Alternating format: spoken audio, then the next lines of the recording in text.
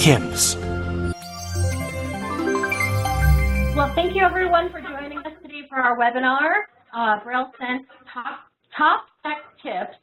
We're going to talk about some of the questions our tech support guys get asked most often and what the answers to those questions are. So I'll be your MC today, and Louis is one of our tech support team members, and he'll be doing a lot of the talking today. And then we also have Andy on the line, one of our territory sales managers, and he will be on the line to answer any questions about features, usability, things like that. Started. So we're going to cover kind of a list of questions we're going to cover today. We're going to talk a little bit about UEB, how to enter information and read a Word document. We'll talk a little bit about NEMIS and connecting to Wi-Fi.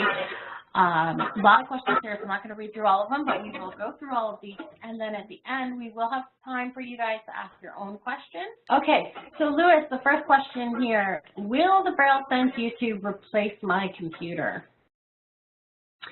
So I think that answer is just kind of a mix. It kind of depends on what you're trying to achieve. It's really good for daily note-taking tasks. It is a note taker. It works very well with email. It does a decent job with web browsing. So it's kind of one of these devices. You know, it's very useful on the go, but unfortunately, it won't be a total replacement for the computer. But it'll do, you know, most tasks that that the average person would need to do in college or in schools or in the workplace. Okay. And is it kind of safe to draw a comparison between a note taker and, say, an iPad for a student who's sighted, where you could take an iPad in class, and there's a lot of reasons that you would want an iPad instead of a bulky laptop computer, especially for a student or someone who's traveling, but at the same time, you'd want that computer at home or back in the office to go and do some other tasks on, or to use in combination? So they're actually pretty similar as far as the out-of-the-box capabilities that they offer, with the exception that, you know, your iPad is a touch screen. So if you're not if you're not too comfortable with the touch screen, a note taker might be the way to go. Of course, with these note takers, they also serve as, you know, Braille displays as well. So you don't really have to choose one over the other, but sometimes a note taker can be a bit more convenient, especially if you need to do a lot of typing and you're not too comfortable with a QWERTY kind of a keyboard and you need the Braille access. A note taker is going to be able to handle that for you and give you the instant on and off capabilities like an iPad would. But for some people, I think having the Braille display and Braille keyboard is, you know, sometimes more convenient than just a touch screen or a QWERTY. And do you want to talk about how to use Microsoft Word documents on the Braille Sense U2? Can you type directly into a Word document, or are there other steps you need to take? Yeah, so actually the Braille Sense, we can actually read and write Microsoft Word documents, and we can treat our Word documents as your average Braille file. So we can actually write using our UEB or US Braille contractions, and the Braille Sense will do the conversion for you into Word, so you don't have anything to worry about. So when you're ready to share it with your friends, you can email it or Dropbox it to them or put it on a thumb drive. You can send it to a printer, and we also retain and can modify the format and have that format stay inside of a Word, Microsoft Word document without losing it. So that's kind of one of the important benefits of the Braille Sense. And do customers ever get a computer Braille is required message? Do they ever see anything like that? Not in a Microsoft Word document, no. In fact, because of UEB, we're doing away with that. In our next upgrade, you won't see that anymore if you have UEB enabled. If you're not using UEB, you will see it for, you know, your typical usernames, passwords, email addresses, but you should never see that in a Word document. Okay. And then can you talk more about the UEB? How do you turn on the UEB, turn off, select it, that kind of thing? So the quickest way to do that, there are several ways to do it, but the quickest way, the hotkey is going to be backspace, enter, and B, and that's B as in Braille. And so each time you do this backspace, enter, B, it's actually going to switch your Braille display to each supported language. So if it lands on a language you don't want, just do it again until it announces the language you do want. And UEB, we consider it a separate language from US. No problem. And then guys too, if you guys need any of this stuff, you know, step by step, or want to hear exactly how the Braille Sense makes this work, let me know and I'll be more than happy to demonstrate. I've got one here. So how do you use PowerPoint? So our PowerPoint, it's only a PowerPoint viewer for now, but that's what you need, I'd say about 96% of the time. So when you're presenting, you're going to go to the PowerPoint viewer. Now, it's kind of hidden here. So all you need to do is you need to just get a PowerPoint presentation transferred onto a thumb drive. And again, you can have it emailed to you. You can have it on a thumb drive. You can get it via Dropbox or, you know, even through a website. But no matter how you get it, you're going to find the PPT or PPTX file inside of your note taker under the File Manager. And then when you hit Enter on it, it will actually load the PowerPoint. And then you can move through this PowerPoint. You can go slide by slide by hitting the space bar to go to the next slide. Backspace goes to the previous slide. And each slide you get to, it actually will announce the title. And using your scroll keys, you can read each individual slide. If you have your Braille Sense connected to a USB-enabled VGA monitor, we can actually show the full PowerPoint presentation. So we can show the images, we can show the formatting, the text up there. We can even do simple, very simple animations. And then, is there a one-handed mode on the Braille Sense U2? There is a one-handed mode. The easiest way to access this, there's two ways, but the easiest way, in my opinion, I'll give you both ways. So the easiest way, in my opinion, is if you power on the Braille Sense, and then if you press F1, it'll say File Manager, and then you want to do dots 1, 2, 3, and the backspace key at the same time to enable one-handed mode. Now, when one-handed mode is turned on, the keyboard operates slightly different.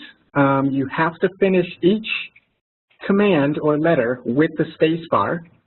So, for example, if I wanted to type like the word up, I would do dot 1, dot 3, dot 6 space, and it would insert my U, and then I'll do my dot 1, 2, 3, 4, followed by space, and it would insert my P.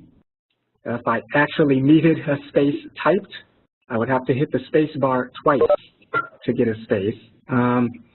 For any commands that require the use of the space bar, like getting to the top of the file, you need to press space bar first, then push dots 1, 2, 3, followed by the space bar again, and it will actually move you to the top of the document. That's pretty much how that works. And then, of course, to turn off one-handed mode, push F1, it says File Manager, and do your dots 1, 2, 3 with backspace to turn off one-handed mode. The second way, if you're interested, if you power on the machine while holding F3, that turns one-handed mode on. And then if you, the next time you power up the machine and you want one-handed mode off, you can hold your F4 key. And our next question, do you have to look over a person's shoulder to read from the built-in LCD on the U2, or can you turn that around the other way? You can actually force the Braille Sense to flip the LCD, and that is a setting in the global options. And you can access global options from anywhere by pressing space with O. And once in there, you just scroll down until you find Flip LCD, and you hit the space bar to turn that on and press enter to save. Okay. Oh, and Andy just joined us. I've been looking for Andy so you can help out with some of these questions. And are there any functions on the Braille Sense U2 that are not on the U2 Mini? The LCD screen is one. So there is a separate portable LCD screen that you could purchase, or you could use a VGA monitor. You don't get as many USB ports, so you actually have to use a gender cable, and that goes into your U2 Mini, and then you just connect your standard USB into the other end of this gender cable. But otherwise, the U2 Mini is exactly the same as the U2. It's just smaller. Right.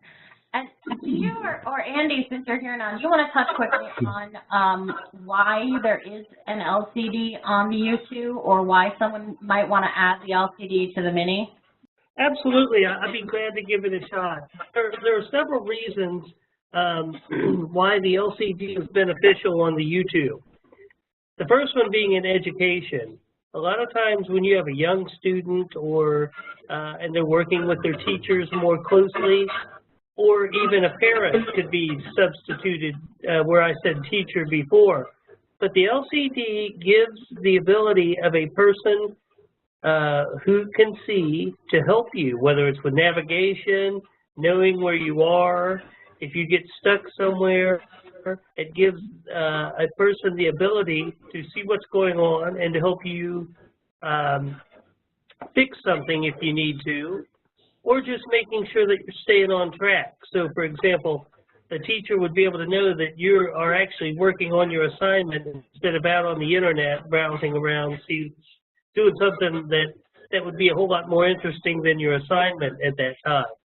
Oh, the second reason that the display is on there, it's also a very powerful tool if you consider the deaf-blind population and you want to do things like face-to-face communications, or you want to be able to have the deaf-blind person type something, and someone that can see can read the display. They can then answer back. If they know Braille, they could use the Braille keyboard, and of course, if not, they would have to use a QWERTY keyboard. But then the deaf-blind person could read the response on the Braille display. So face-to-face communications for that population, and then in education, the main purpose is going to be so that the student or an individual is always able to get help when they need it. Back on the UEB topic, can you use UEB and DEMIS in the same document? How do you use those? How do you do that? So you can. So that the way to do this is wherever you need Nemeth in a document, you want to press backspace N to turn on Nemeth mode, and you're going to type all the Nemeth you need.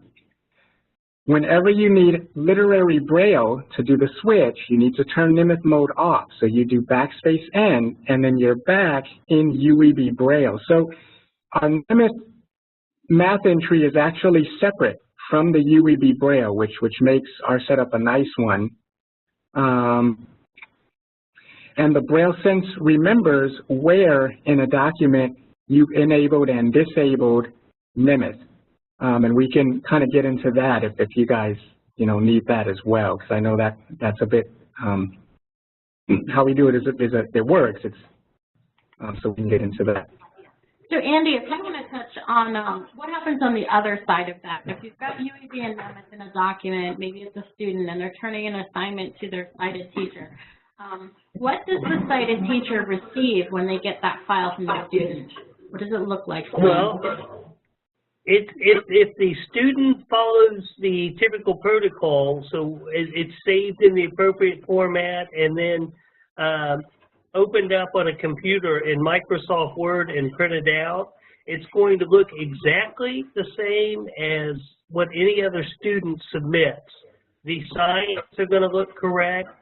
There's not going to be any of the signs that come with some of the competitive note takers, like open and close crack, for example, where you kind of need a teacher of the visually impaired to translate in some instances. This can be handed in, directly and graded with the rest of the batch of papers and returned to the student. So again, you save in the appropriate format. You would then open that file in Microsoft Word on a computer. You would print it out, and it's going to look just as any other assignment would look when handed in. Right. So you're not going to see SQRT instead of the square root sign, things like that. You will not. The signs will appear just as they should, and again, it's you can avoid a loop and having a TVI look at it and then get it ready to be handed in. It can just be handed in and a layer of bureaucracy avoided. And our next question, Louis, can the Braille Sense support multiple languages, and how do you switch between them? So it can. Now, the way we do this, though, is if you're using the English firmware, you can read and write in various different languages. You can also edit documents using specified languages. So if you're trying to read and write in a specific language, you'll have to do two things to get this to work properly, depending on your preference. You need to change the Braille code, but you also need to change the language, which is for the speech. And so the way to do the Braille code is going to be backspace enter B until you get to the desired language, and that's going to change the Braille display for the document that you're reading. And then to change the actual voice so that it reads properly in the chosen language, you're going to do backspace enter with V, and that should allow you to get to a list of languages on the voice side of things. And remember, this is only for reading and writing and naming documents. The rest of the system is going to be in the language of the firmware that your machine is running. So if you're running English, the rest of the system, our prompts and everything will be in English. This is only for documents. If it turns out you need to actually do some writing in a particular, like you want to mix languages or just write an entire document in a language, the best thing to do is when you open the document, you're going to need to either do a select all to select the entire document, or you're going to need to put your cursor at the beginning where the selection should start, and then you want to navigate to the end of the selection, and then you need to do, see, I think it's backspace, spacebar, and the letter I. Let me actually do that now to be sure, because I don't use this very much. But basically what you're doing is you're editing the language attribute after making your selection. So for example, if I wanted to write a document in Spanish, I have one open, I'll select all the text, and I did that by doing enter with A, and then I'm going to edit the language attribute. And that keystroke, I was totally wrong. It's actually backspace enter with I to jump into this. So you've got to do the selection first, and then you can get into the edit language attribute. And so it shows select edit language, and I'm going to just scroll down until I get to my desired language, which is Spanish. And then I can press enter. Now my selected text, when I read and write, will be written in Spanish. I don't actually know Spanish, and this is a blank document. So, but if anyone wants to try it on their own system, see if it works, it should. You might also need support formatting turned on, and that is in your word processor's settings menu. So to get in there, you would press enter with E. And the first thing you see is view format characters. The hotkey for that is F. You can change that to yes, but if you hit F again, you would turn that to yes. That way when you save your document to a Microsoft Word, your formatting, language attributes, they should all be in effect when you open this on a regular computer. And then a couple more questions about the word processor while you're sort of in that area. We want to know if you can insert symbols, such as the symbol for an arrow or shape, into a UEB document. So it almost sounds like they're asking about emojis. Yeah. Yeah, it could be, or you know those symbols that come up in Microsoft Word, and you've got just the degree sign, and you can pull out the other, not like the dollar sign, but for other currencies and things like that. I think that's what she's talking about, is those symbols that come in Word. Is there a way to get that through the word processor? You would actually have to know those depending on which language you're reading and writing in. We don't actually have a list of obtaining those. I'm assuming the UEB symbol should work. I've actually... I couldn't speak for other languages, but where English is concerned, it should work. Yeah, that was my thought too. It was a language arts assignment with arrows.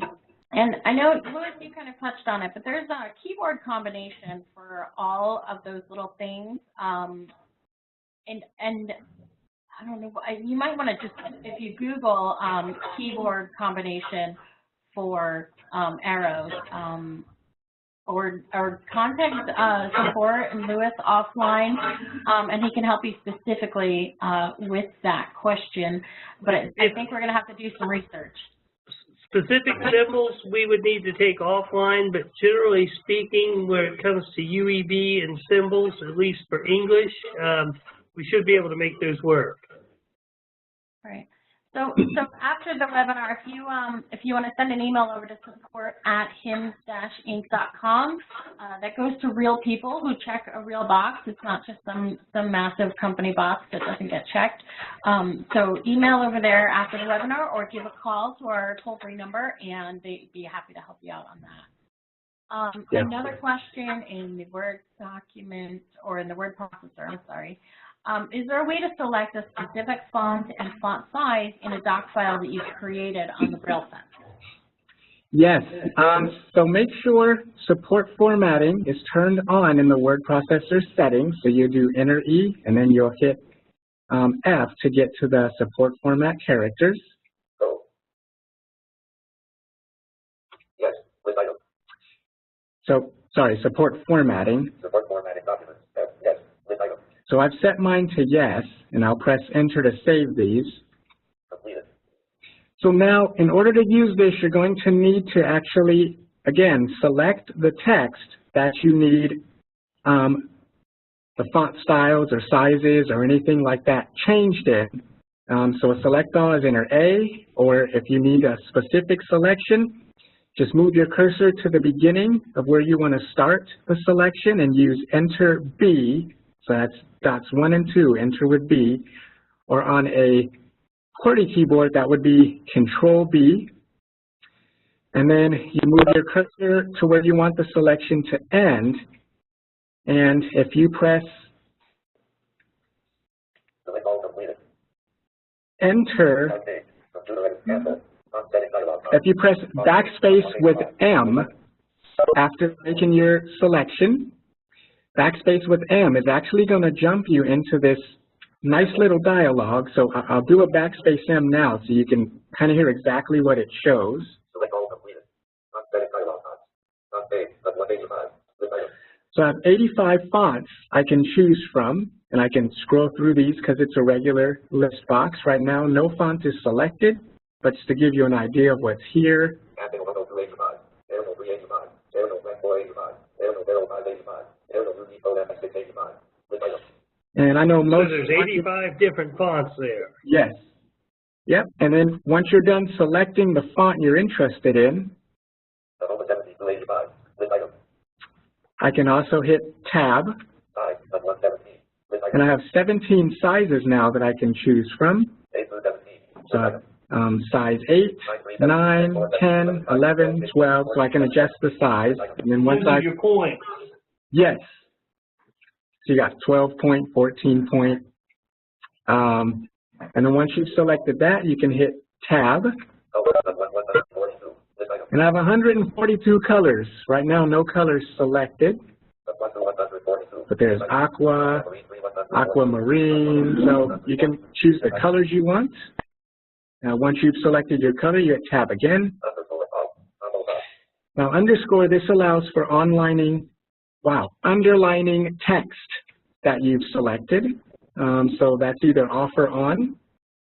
And then once you've had your desired setting, you hit Tab again. You can bold the selected text, that's on or off. And I hit Tab again, and I see italicized. I can have that on or off. And I have my confirm button to actually make the changes. There's also hotkeys if anyone's interested for new paragraph, new page, and centerings. We get asked those a lot too. Another related question, is Tab a key or is it a keyboard command? Yeah, it is both. But I wasn't being funny there, Louis, but I was just thinking, you know, it is a commonly used keystroke, not only with note takers, but with Braille displays and screen readers as well. But so, and it's also a key that's it would be, if you're on the standard Braille Sense of the U2 note taker, it'd be F3, so it'd be function key 3 that would serve as your tab key. Yep. And does the QWERTY model have an actual tab key on the keyboard there? It does. Yes. And it's just above the caps lock where you'd expect it to be. Oh, and then we've got some more questions in the PowerPoint concerning the word processor, like how do you cut, copy, paste? What are the keyboard commands for that? So if you're on a Braille keyboard, our Enter key serves as a control key. So just like on a standard keyboard, you'll start your selection in that PowerPoint the same way you would other text document. So Enter A selects all. Enter B starts the selection from where the cursor is. After you've made your selection or moved the cursor to the end, Enter C lets you copy text, Enter X lets you cut the text to the clipboard, and then Enter V lets you paste the text somewhere else.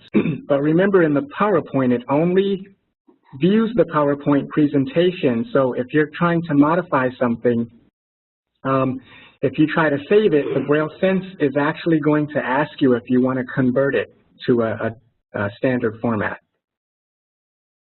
And then the terminal clipboard, is it more, when do you use that, and what are the benefits? So the main reason I can think of, and Andy, if you think of any that I miss here, just feel free to chime in. Okay. But some people find the way we do editing and the way Apple does editing slightly different. So we both handle the task of keyboard entry and editing and translation a bit differently. So if you're used to how we edit text, you can use our terminal clipboard to type in anything you need to say in a text message or anything you need to search for in a search box.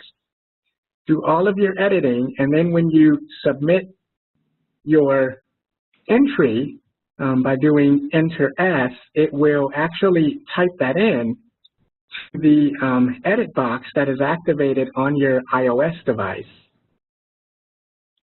I think another, go ahead. Oh, I was just going to say, Andy travels a lot, and I know, Andy, you travel with your phone, your computer, your yeah. Do you want to touch a little bit as a user? How do you use that, and kind of what do you think of it? Well, one of my main uses for it, like Louis said, is pasting text to the iPhone. Those of you that know me know that I do like the iPhone a good deal, but I'm not necessarily an iPad guy, just because I think the editing gets tough sometimes. I think it's difficult sometimes if you're a slow Brailler, voiceover. There are some translation issues that can be associated with it. So what the clipboard really enables is to take a big block of text, whether it's a text message or something you want to paste into a note or something you want to do, maybe you have it already on your Braille Sense. You can copy that, paste it into the edit field, wait for a couple seconds, and boom, it's done. So you're not relying on VoiceOver for any Braille translation whatsoever. And that, to me, is the key benefit of it. And to further, I guess one more benefit would be if you're in a noisy environment, you're going to find it very difficult to text or receive. Well, receiving's not really relevant here, but you're going to find VoiceOver to be very difficult in places where it's crowded. So having the advantage of feeling that Braille display, typing in the text you want, and not having to worry about dictation, using the keystroke to send it to the iPhone, the Enter S, and boom, you're ready to go. So it's just an easier way to, when you're typing more than a 1 or 2 word response, to ensure that things are getting done correctly. Did that answer the question? I mean, I was trying to give you some real-life examples. Yeah, I think that was pretty good. I like it, yeah. Looking at this slide, I think we covered a lot of this. We've already touched on the keystrokes to switch Braille code on the fly. All right. How do you pair your Braille Sense U2 with an iOS device? So with this one, you want to be sure that the Braille Sense is in terminal mode first. So to get there, you want to make sure your device is showing File Manager first. So you can push F1. File Manager F. And then if you go, you can hit the space bar until you get to Utilities, or push the letter U. We'll keep it simple, so I'll hit the space bar a few times and end up at Utilities. Word processor, documents, email, media, organizer, web tool, social network expert, library, game, program, utilities, two. And then I'll press Enter. Calculator, C. And the first thing I see is Calculator, so I'll keep hitting space until I get to Terminal for Screen Reader, or I can hit the letter S to jump there. Display, unwake alarm, answer, stopwatch, terminal for screen reader, S. And I am there, so when I hit Enter, With serial port, B, list item. so it's asking me how I want to connect to a screen reader. If you're using an Android or an iOS device, currently the only option is Bluetooth serial port. If you're on a QWERTY device, you would actually use Bluetooth serial port with mobile devices. Now, even on the Braille device, you can use that as well. It doesn't matter which Bluetooth connection on the Braille devices you choose, but the only one for the QWERTY is Bluetooth serial with mobile device. Regardless, you want to press Enter, and it turns on Bluetooth, says connecting, and then terminal mode. Now the Braille Sense can't do anything with it. It's just frozen. It is actually waiting for me to pair with my iOS device. So from my iPhone, I would go into my settings screen, and then I would navigate down to General. I'd activate the General button, and then I'd navigate down to Accessibility button. I would activate that. I would then navigate to my VoiceOver On button. Now most people get a little scared because they think if they touch that button, it's actually going to toggle VoiceOver. It does not. It actually opens another screen. So I activate VoiceOver On button, and on this screen, I will find a Braille button. It's kind of toward the bottom. Yeah, like, would you say, what, bottom center maybe, or? That's a good guess. Yeah, I mean, maybe off a little bit, but that's a good reference. Yeah, so. And you know, when we're on these screens and iDevices, you got to work from reference points.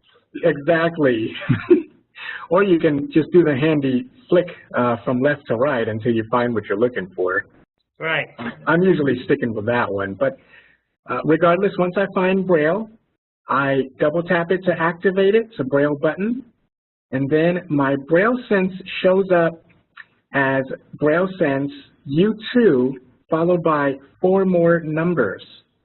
And when I activate this, my phone will ask for a PIN code. I find, as a blind person, the easiest PIN code to use is 1111 because it's closest to the pair button.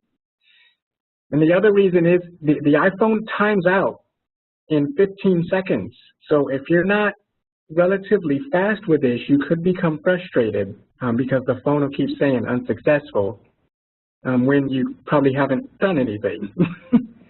Or you just about the time you get that 4th number entered, you run out of time.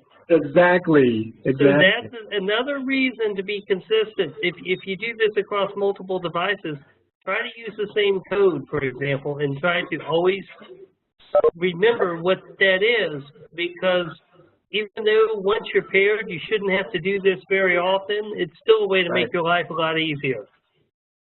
Yes, definitely. Definitely. So after doing your PIN code on the phone, you need to activate the pair button. And remember, the phone is still counting the seconds before it times out. So when you do pair, your Braille Sense will then ask you for a PIN code, and using computer Braille, you need to do the same PIN code that you did on the phone. And you've got to press enter when you're done. Otherwise, the pairing will be unsuccessful. And if you need let's go through a quick explanation of computer Braille, Louis. So it'd be no number signs. Correct. Your numbers are dropped. So they're dropped, but no number signs. Correct. So, for example, a .1 is .2, and the number 2 is .2 and 3. So numbers are dropped, and there's no number sign in front of them. You got it. Yep. And once you pair it, do you have to do this all the time, or does it save that setting? So what I've found to work here is you should not have to do this all the time. There are times where you will need to do it again. And those times usually include if one of the devices' batteries go completely dead, you upgrade one of the devices, or one of them needs some sort of factory reset. So to keep from going through this headache, it's very important to follow the steps for disconnecting from a pair and reconnecting your paired devices. Otherwise, you will be frustrated every time. So to disconnect, make sure you lock the iPhone first, and then to exit terminal mode, you can either hit F1 if you need to do something in the background, or to get out of terminal mode completely, you can do backspace, the letter Z, and the space bar all at the same time. When you're ready to come back to using your iPhone with your Braille Sense to avoid pairing again, make sure you're in terminal mode first. Make sure one of the Bluetooth connections are selected, and you activate them, and it has to say terminal mode on the display. And then when you unlock the phone, it will automatically find your Braille Sense from that point on. And you'll get a little beeping noise to know that they've synced up. Yes, and terminal mode usually disappears off the display. So under normal circumstances, if I don't reset my phone, like if I set this up today and I come back and I want to go into terminal mode and use it with my phone tomorrow, I don't have to pair it again tomorrow. You shouldn't have to, and that's what Louis said. You experienced one of those conditions. One of the devices had to be upgraded. You restored it to factory defaults, or the batteries ran so low that you had zero charge. Okay. And I really like the summary on the PowerPoint. So I'm gonna read this real quickly before we move on. In pairing with the iOS, it says make sure your Braille Sense U2 is powered on, Bluetooth is activated, and it's in terminal mode. On your phone, navigate to Settings, General, Accessibility, VoiceOver, and then Braille. And then if your Bluetooth is not activated on the iPhone, it'll actually prompt you to do this. And when Bluetooth is activated, the iPhone will search for devices, and it should pop up with your Braille Sense U2 in the list of available devices there. The note taker will ask you for the PIN code first, and then type that same PIN code into the iPhone, press enter, and then you'll hear a chime on the iPhone, and text will be displayed on the iPhone. Well, the text displayed on the iPhone should appear on the Braille Sense display, and that's how you know that you've done it right. And for those of you who are sighted on the iPhone, you'll also see a check mark by your Braille display once it's paired. Yeah, Android is a little different, unfortunately, just because of how Android works. It's not as straightforward as iOS. So on Android, make sure BrailleBack is downloaded and installed from Google Play first. And then once that's done, again, you'll have your Braille Sense in terminal mode, but make sure from Android you're actually going to pair from their Bluetooth screen under settings. You won't get Braille right away. But once you're paired to Bluetooth, if you go under accessibility, you need to enable BrailleBack as one of the services. And some phones and tablets, like mine, require you to search for a checkbox that says checkbox turn on or enable BrailleBack. It actually makes you search for that. But once it's checked, it finds your Braille Sense, and actually on Android, they don't care how you shut down or disconnect. Even if you do an upgrade, your Android remembers that you were paired with a Braille display, and it just automatically works. If you upgrade the Braille Sense, unfortunately, you will have to pair again with your Android device. Setting up your email on the Braille Sense U2. I'm going to read through this, and then I'm going to suggest that those who have further questions about doing this, email support or give a call over there, and Lewis can walk you through.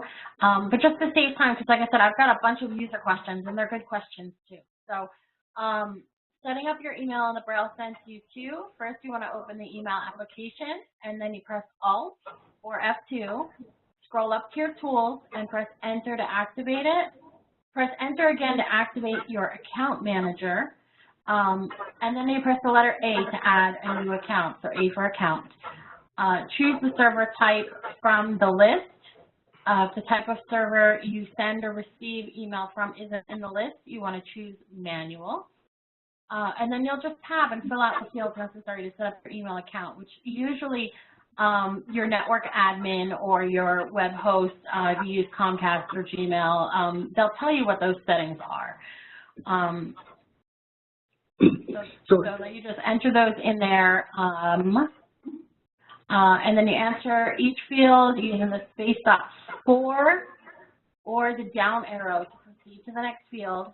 And don't forget to check under the advanced settings by pressing tab to make sure the connection ports and the security types are set correctly.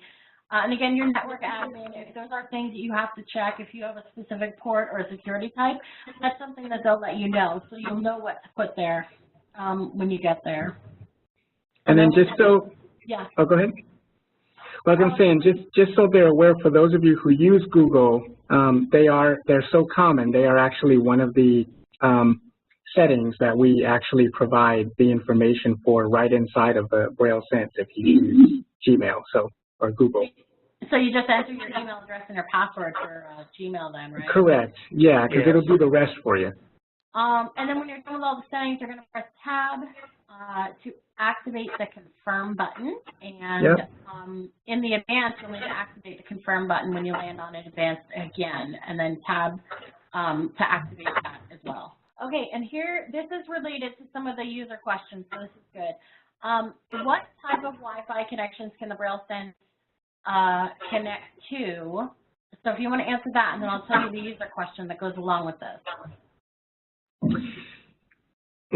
Sure, so we support most of the personal type of Wi-Fi connection. So common home setups is what we support. So we can do WEP, we can do WPA with AES encryption. We can do WPA2 with AES or TKIP encryption.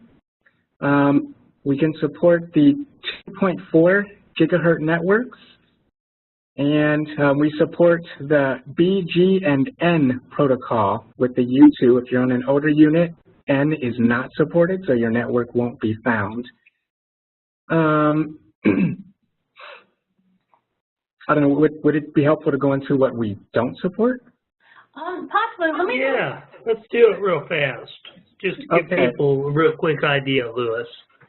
Yeah, and hopefully too, you know, this will be, we're still looking into solutions for these. Kind of the common ones the U2 currently doesn't like are WPA and WPA2 Enterprise. Those are connections where they ask for both a username and a password.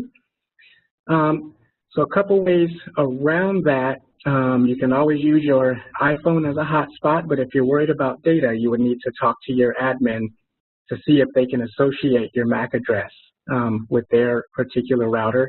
And we also don't support 5GHz networks. And then, let's see, as far as passcodes go, if your Wi-Fi is so fancy where it does like 64-bit encryption, we don't go that high yet. And then we also don't care for routers that like to do two kinds of connections from the same router. So what I mean by this is Comcast, they like to do the main router and then they like to do a guest. We find that the U2 sees the guest, it sees that signal more stronger than the actual main signal. So if you can disable your guest, that would help. And then also, kind of the last point here is we also don't care for routers, again, Comcast being one, that do both WPA and WPA2. You've got to choose one or the other. I actually have Comcast at my house, and we've got multiple PCs and Macs here. And my computers do the same thing. They want to connect to the guest network first. And I keep telling it not to, but every so often I have to remind my computer to use the actual network, not the guest one. Ah, gotcha. That's actually good to know. Too. And then we have a user question. It sounds like it might be a specific an issue, but Karen says she has two devices. One of her students has been using her mini at home with the Wi-Fi, but now it doesn't work. What should they do? She gave her the other one for now. She needs to make sure that it works next year. Right. Now, has your student commented about the other one? Is that one working? Because I'm thinking with the mini, if the other one is working, we'll probably just need to start by doing a hard reset on the mini and or having her remove her home profile and just re-entering the password again. That's probably the simplest place to start. The second unit that the girl has right now is working, but the first one that she was using is not. So yeah, so we probably want to do that hard reset or yeah, we probably want to start there and or remove her home profile from the first one and add it back in there when she gets home. Because if you go to and you can correct me if I'm wrong here, Louis, but if you have a network that you take one of these devices on all the time and then you move to a different location, when it's first trying to set up, it's going to try to look for the internet that it typically or frequently logs into. That is correct, and if it can't find that, it'll just keep going through your list of visited profiles, and it'll try to connect. Yeah. So sometimes, not all the time, but just every once in a while, it's necessary to remove your profile when it starts acting this way and just resetting it up with the password again. okay. Well, Karen says she's going to try and see what she can do. And Karen, also, if you want to call into our office in Texas, the guys will be happy to walk you through it on the phone, Yep. just so you know that you're pushing the right buttons and doing the right things. Okay, so back to terminal clipboard, or terminal mode, I'm sorry. Is the process for pairing with a PC the same? And what's the most compatible voiceover PC software to use with the Braille Sense? So Voiceover and PC don't quite go together. yeah, they're two different ones. Yeah. But I mean, Louis, you can expound on what I'll get us started here. But But if you want to connect your Braille Sense to a PC and go through terminal mode, it's going to be able to work with JAWS, Window Eyes, Right. the Dolphin Supernova products, NVDA, Serotech. Am I missing anything here? I mean, any screen reader somebody would have, it's going to work with it. You hit it right on the nose. Yep. Yep. Yeah, and I think she was using the word voiceover kind of as oh, like screen reader. a word, not a brand name. So yeah, screen reader. And what's the process? What do you do if you want to pair your Braille Sense to your PC? Again, you want to make sure you're in terminal mode, and then on the PC, under Control Panel, you need to go into the Bluetooth connections, and then you'll see there's an icon there that says Add a Bluetooth device. So when you go there, your Braille Sense should pop up as an available device. Now, when you add it, you do not want your PC to choose the code for you. You've got to enter the code in manually. You should see an option on your Windows system that does that once you add your Bluetooth device. But once it's paired, then depending on the screen reader you're using, you need to add your Braille Sense as a Braille display to that screen reader. For some screen readers, they're able to find it by themselves after you add. For others, you might need to know the Bluetooth's COM port. So it's best to find that out once you add the device.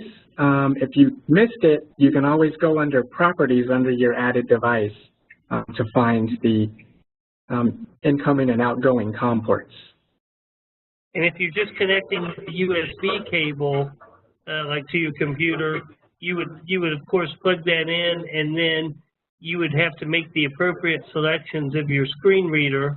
For example, that you were using the Braille Sense as your Braille display, and it may be that before everything would take place or would sync up accordingly, you may have to unload and reload your screen reader. Yes. And then, not exactly related, but a question from a bit back I want to cover, how you hook up a VGA monitor to your Braille Sense. So those are usually plug and play devices. So you've got to find a VGA monitor that'll allow you to connect through a USB or has some sort of adapter that'll, do the USB connection to another device. And so once you connect it to the Braille Sense, you want to do space with O on a Braille keyboard or push F10 because you got to get into the global options. And then if you hit the letter D, as in display, you'll see it says video display off or on. Usually it's off. If you're not seeing anything, most likely it's off. So once you find video display, you hit the space bar to turn that on. And then when you hit enter to actually save, that's when you'll start seeing the text on the VGA. And remember with the VGA, you can see the full PowerPoint and you can see a full Word document. The rest of the system will be one line of text. Well, and I was going to mention too, I know when you guys do the PowerPoint presentations at the different conferences, using the PowerPoint on the Braille Sense, a lot of times the projector they give you is a VGA connector. So I think most of the guys have that adapter. You just go to Best Buy or Walmart or whatever, and they have that VGA to HDMI or VGA to, well, not HDMI probably for Braille Sense, but you can get those adapters. And the guys get in there, and it takes them just a couple of minutes to plug it in and get it going. So it's a quick process, and I'm sure they do it all the time, so they probably know that process like the back of their hand. Yeah, especially Andy there, so. Well, the only thing I would say is you can do everything right, but it's always good to have that visual confirmation that they're seeing what you think they should be seeing. Yes. So always a good idea to ask. Right. Okay, so let's see how many. Okay, we made it through all of our questions and answers. I thought we weren't going to make it, and we're only 10 minutes over, so that's good. And we haven't lost our audience. So we've been answering good questions. We are going to hang out on the line right now and let you guys ask any additional questions. I'm watching the chat window. If you want to unmute yourself, I have everyone muted right now. If you want to unmute yourself and ask a question out loud, you can. The mute button is not super friendly for screen readers, and we do apologize. It's unfortunately an issue that WebEx needs to work on that we've reported to them. But the chat window is accessible. So if you have a question, enter it in the chat window, unmute yourself and introduce yourself, and you can ask the question aloud. Or if all else fails, shoot an email over to webinars@hims-inc.com. So it's webinars@hims-inc.com. And I get those emails immediately, and if I get it while we're still on the line, we will answer it live. And if I get an email later today, I'll forward it on to Lewis, and he can answer you offline. Okay, and she said, wonderful, you are all very helpful. Another comment, great webinars, thank you very much. Oh, no problem. So Andy, while we're waiting for some questions to come through, do you want to touch quickly on kind of the place of the note taker in the schools these days? Like, where does it fit in? How are students using it, and where, what are the main benefits there? Well, in the schools, we're getting students that are using note takers for a lot of things. What we're seeing is there have been some instances where school districts tried to teach students with an iPad only, and we're starting to see some repercussions that have gone along with that. So the main benefits to the note taker in the educational arena are things like the Braille access, so syntax. You understand what a sentence should look like. You understand what a paragraph looks like. You learn more about formatting. You also have great access to information with things like our Bookshare download and our NLS, BARD NLS download of books and playback. So you have a lot of access to news and information. You're not having to go look for some Braille book and then carry it around with you and read it. So you have timely access. You also have a lot of help with math. As Lewis talked about earlier with our NIMUS and our UEB functionality being built into the unit. And you also have some applications that would be used, I say mainstream here, but what I'm talking about is just generally people who have sight and people who wouldn't need a note taker. So by that, I'm talking about our Facebook client, our ability to go to YouTube and listen to some of that content, the ability to use Dropbox to exchange files with whether it be colleagues or other teachers that you have. So there's just a lot of benefits when you combine that Braille and speech together, and you have access for note-taking.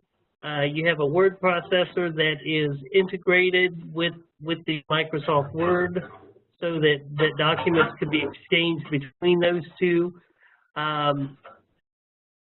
So you just have a good mix of things that are, quote, blind-friendly and things that are also mainstream technologies that are being utilized across the board.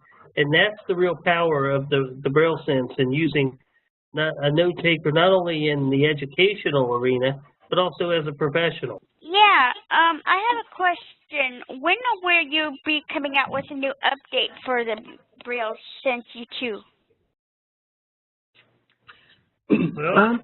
Go ahead, Andy. I was just going to say, we have been real close to an update for quite a while now, and I couldn't give you an exact date, but I can say that you've been waiting with us for quite a while now, and your wait time for the new release should be much shorter now than longer. So hopefully within the next few weeks. Okay, and I have one more question. For some reason, and I may have to call in for this, but for some reason, my Braille Sense U2 is not being asked for the code when I try to pair it with my iPhone. Oh, so try powering that iPhone down first. Yeah. I did. Well, so has it also been paired before? Yes. Okay. So there's a Got a couple things you can do here. And you said you've already powered down that iPhone before? Yes, I just did a while ago. Today. Okay.